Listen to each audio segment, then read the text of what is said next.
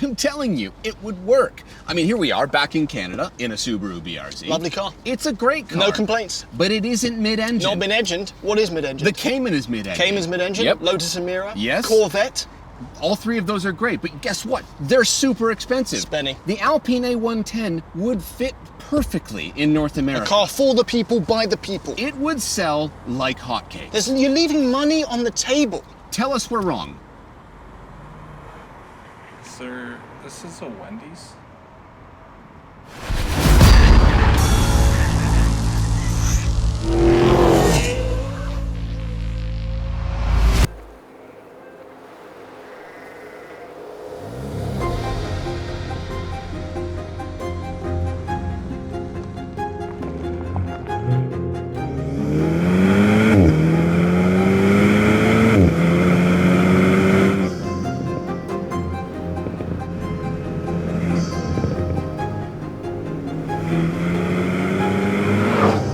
You're watching Throttle House. I'm Thomas.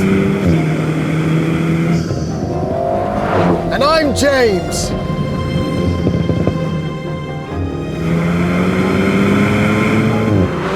And this is the Alpine A110.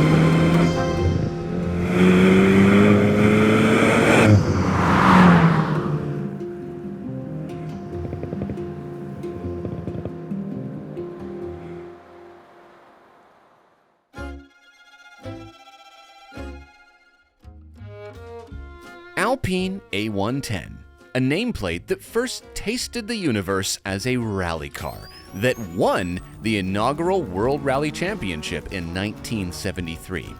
And in 2017, it was reintroduced to the world in the form you see it here, with lightness and enjoyment at the forefront of its philosophies.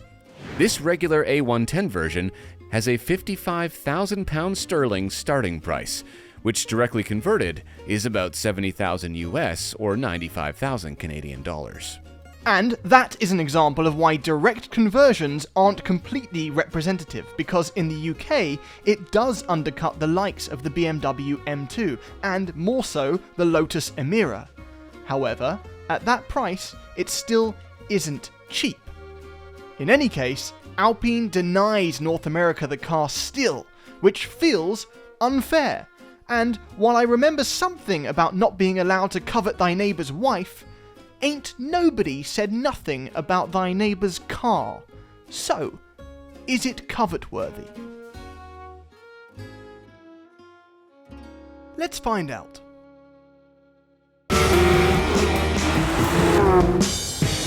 If you're new to Throttle House,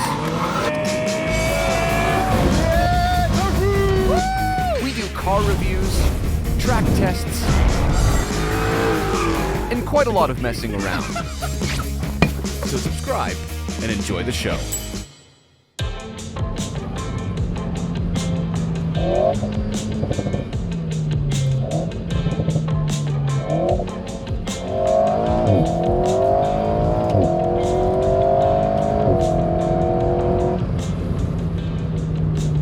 I never thought I'd be enjoying something so French so much.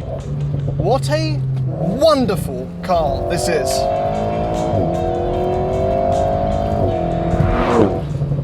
So off the bat, we've got a turbocharged 1.8 litre 4-cylinder behind me. Immediately, this is not a powerhouse. It's 250 horsepower in the base A110. However, before you start thinking about 400 horsepower Emiras and 385 horsepower Supras, what matters is power to weight. This weighs as much as my MX-5. So, from a power to weight perspective, this still has less power than those, okay? It does, all right? You probably need to go to the A110S to get close. However, the 4.5 seconds to 60 this does, right now on this road, looking at these Welsh expansive hills and these sheep that I'm trying to dodge, is more than enough. I don't feel the need to track this car. I want to be able to enjoy the road. And as a road car, everything about the way it's calibrated, from the engine, I mean, I'm going to dip into sport mode here. I don't have adaptive dampers. but that does wake up the sport exhaust.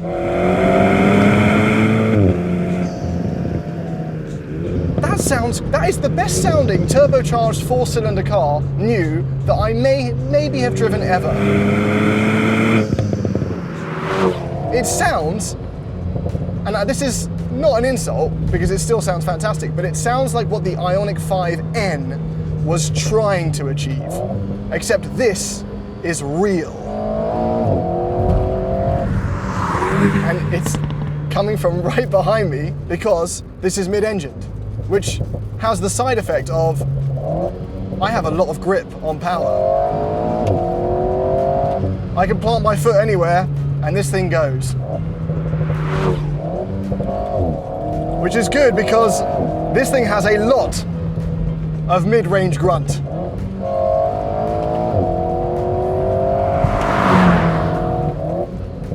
And it pops and burbles on the overrun. I like that.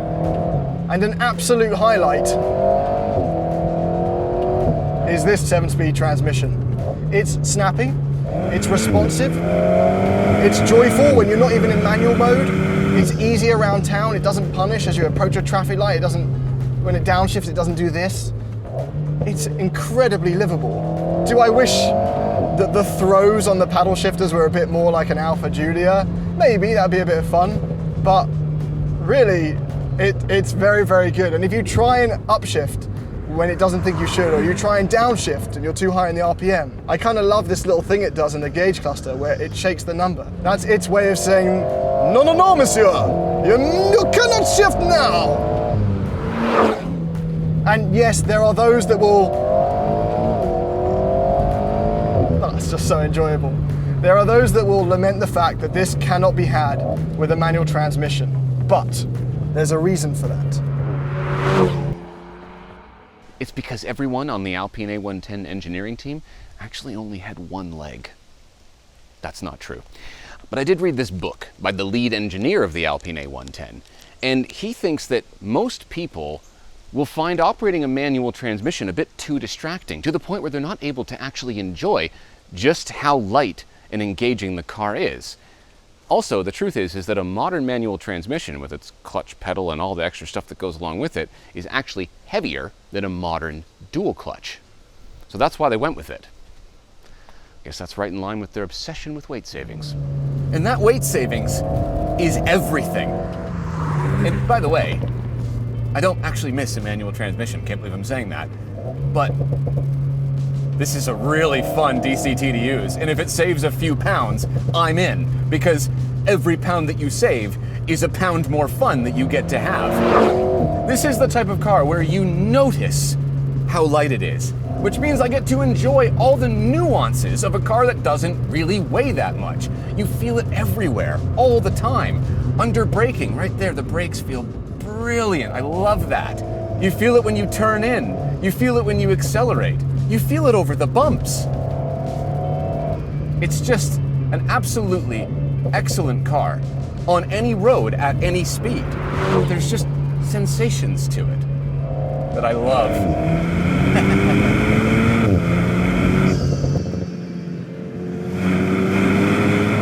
It means you can just hustle it on a road like this, inches away from sheep, and you never feel worried. You never feel like it's gonna do something that you don't want it to do. This is like driving a cross between an MX-5 and an Alfa Romeo 4C. And the steering is honestly the biggest surprise. I heard that it had electric power steering and I was like, oh. But this is one of those cars that reminds you that sometimes suspension design and alignment settings are more important than whether or not it has a hydraulic steering rack.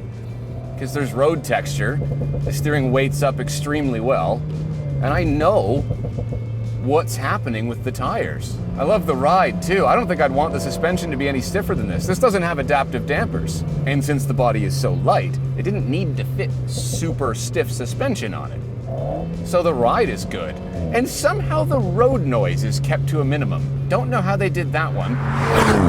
This is a car that I wish we got. It is extremely excellent to drive. It really is.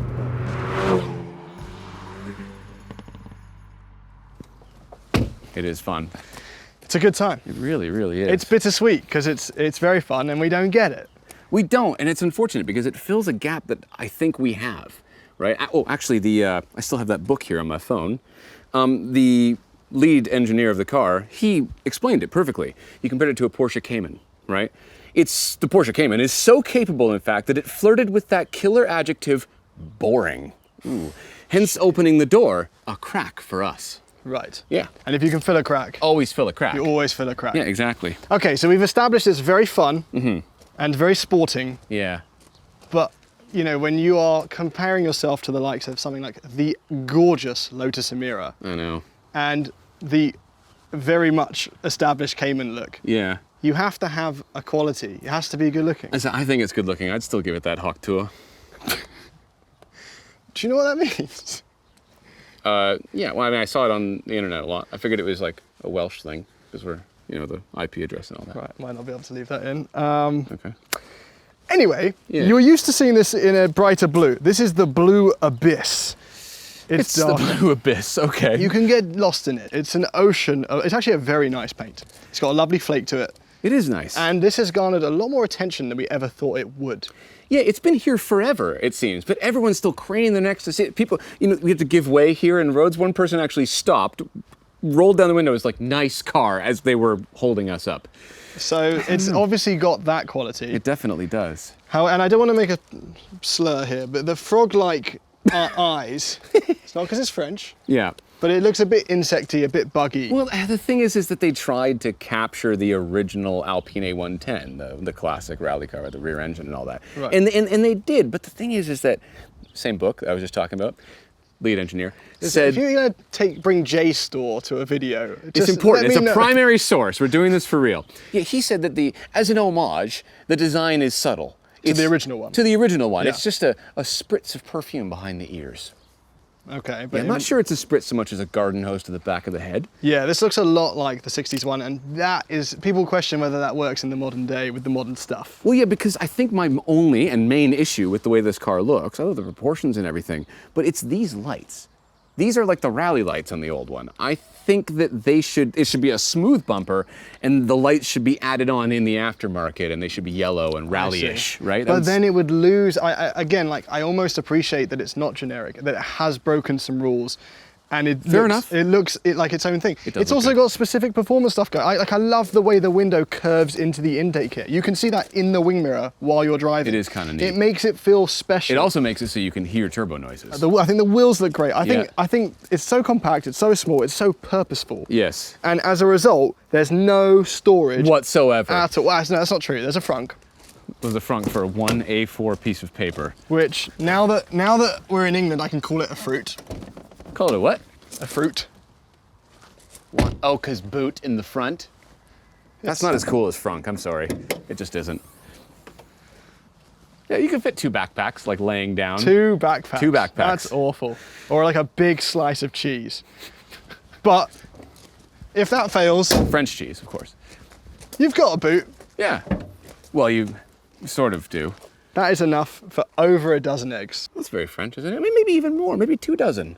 No, in France, 1 egg is always enough. Just get in the car, please. The doors are light, aren't That they? feels light. They're really light. In a cheap way? No, in a weight savings way. Because if they were cheap, they would rattle and be tinny. True. But they're not. They're solid yet light. Well done, I think. And the handles? They're nice. There's little leather They strips. feel light as well, though. Well, everything is. Like, they're just obsessed with it, right? It's great. So, So what do you think of this interior? I like it. Overall, I like it. Yes. I think there's a lot of It's fun a stuff. net positive. Net positive. Yeah. I actually don't have that many negatives.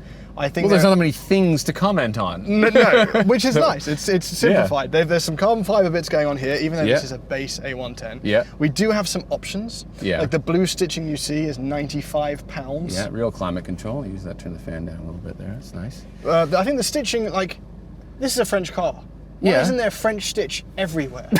Okay, You have your fair own. enough. I mean, in France it's just called stitch. It's just called stitch. Yeah, It's yeah. not French stitching. Yeah. But there's no French stitching there. Because the airbag needs to deploy from somewhere. It's that bit. And I know we complained about storage, Whoa. but this car has the storage pack. It does have. This. Sorry, that's a package? Oh yeah, You can option to not have that one thing that you need to put every stuff in. correct. And Okay. that costs £500, so almost $1,000 Canadian Okay. for just a satchel. It's just a leather triangle. But I think there's supercar stuff going on here. That window at the back we often only see on supercars. Yeah, and you can't see it out of the car really at all No, from the back. visibility's poor. But this is so cool. I love this stitch along here. But you don't normally get on with the push button transmission. This has been, I think it's because I'm dumb and there's one less button than usual for the pushes. 4's too much. 4 is too much, 3 is a crowd, right? And it's a crowd that I can get along with. Did that make any sense? No, because that's not how that phrase works. What is it? It's Three's two's a a crowd party. is too many. 5 is,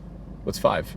5's a good time Okay. on a Saturday night. So 1, 2, 3, I can drive, neutral. But the thing is, these are multifunction, right? They are. So that drive button puts you in drive, and it turns on and off manual shifting. if you double press it. Yes. And it shines blue. The stop button being orange and the sport button being orange kind of does my head in. It really bugs you. He has not stopped talking because about there are this. true reds around the cabin, and the orange sort of looks like it's a bad color grade.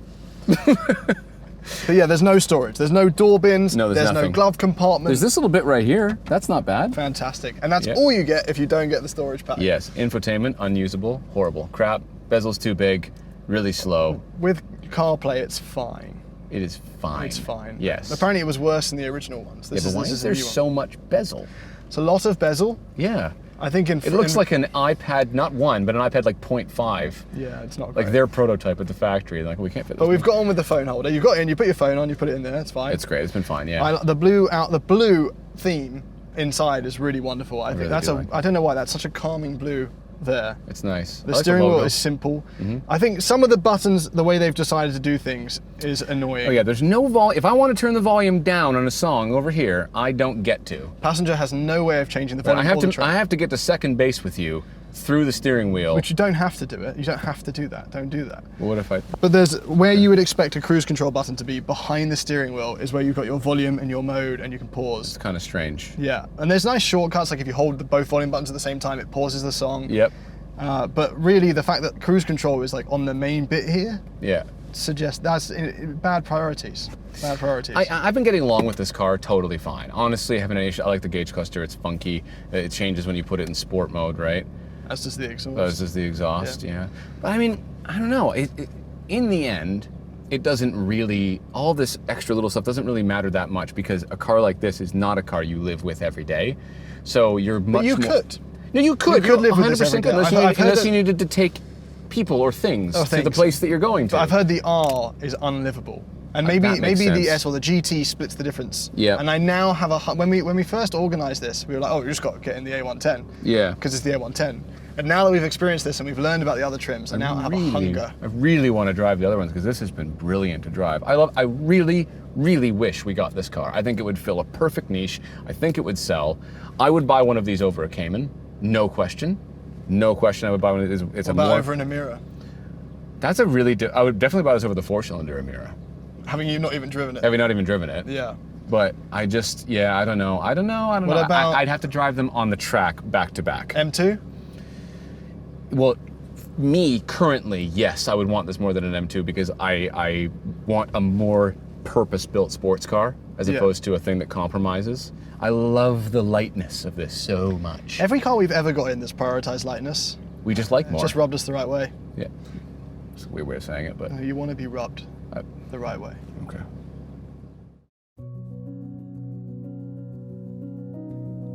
The Alpine A110 then has divisive looks, and the interior doesn't touch the refinement of something with a BMW or a Porsche badge. But everything else is just great. In fact, the A110 feels like what Hyundai's modern-day N division would make if they took a crack at a mid-engined ICE car. And I mean that in the best way possible. The shoe fits. A highly animated, turbocharged 4-cylinder, brilliant suspension tuning and steering, a focus on keeping the weight down, and a price that beats the competition. And, despite being capable of wonderful performance, it doesn't take itself too seriously. That's true, except it has a way cooler badge than a Hyundai, one with an exciting history and an ongoing association with Formula One. Any of the small gripes we have with the Alpine A110, if fixed, would raise the price, or worse, the weight. So as it stands, to answer our earlier question, yes, we do covet thy neighbor's car. Thanks for watching.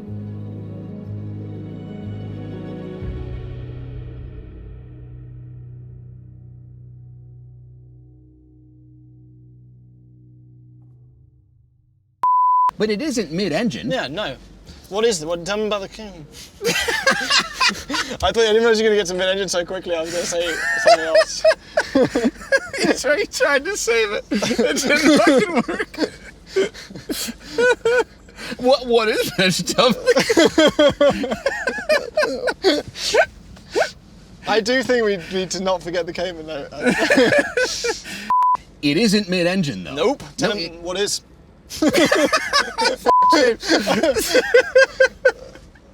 We would all get what we want. We're leaving money on the table. We'd all get rich. Mate, Why? No. Would we? No. Probably not.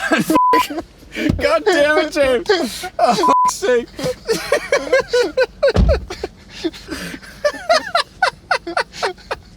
I don't know if that makes sense.